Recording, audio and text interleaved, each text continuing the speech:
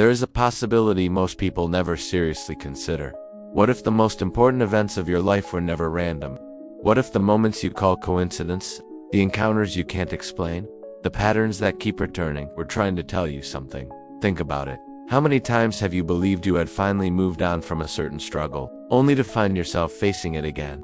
Maybe in a different city, maybe with different people, maybe under completely different circumstances, yet somehow it felt familiar. The same fear, the same frustration, the same wound, the same lesson, as if life kept bringing you back to the same place. Most people never stop to question this. They keep moving, blaming bad luck, blaming circumstances, blaming other people, blaming the world. But very few ask the deeper question: why? Why do certain patterns return again and again? Why do some lessons seem impossible to escape? Why do certain experiences follow us throughout our lives? Perhaps because life is not trying to punish us. Perhaps it is trying to teach us. For thousands of years, philosophers, mystics, and psychologists have noticed something extraordinary. Human life seems to communicate through symbols.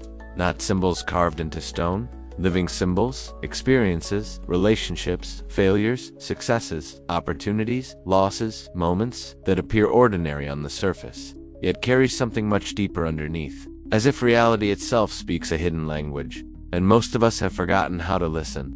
Modern life makes this easy. We are surrounded by distractions, notifications, deadlines, noise, endless streams of information. We react to events so quickly that we rarely stop to ask what those events might actually mean. And perhaps that is why so many people feel lost. Not because they lack intelligence, not because they lack potential, but because they have lost contact with the deeper conversation happening beneath the surface of their lives.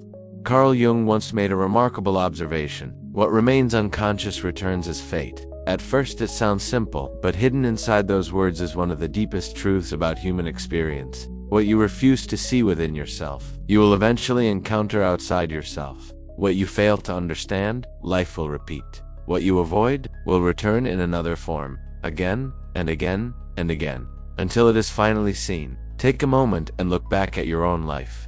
Are there recurring themes, recurring fears, recurring struggles? Have different chapters somehow carried the same emotional signature? If so, perhaps they were never random. Perhaps they were invitations. Because life has a strange habit. It repeats what has not yet been learned. It repeats what has not yet been integrated. It repeats what has not yet become conscious.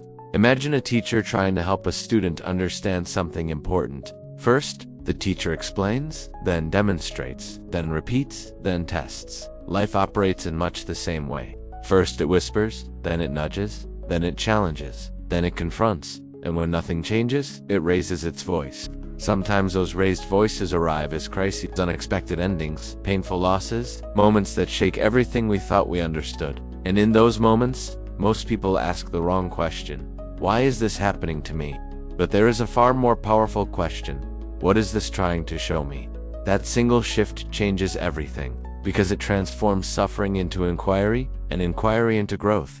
The moment you stop asking why life is against you, and start asking what life is revealing to you, an entirely different reality begins to emerge. Suddenly, experiences are no longer just experiences. They become messages, patterns, mirrors, clues, and perhaps the most powerful mirrors of all are the people who enter your life.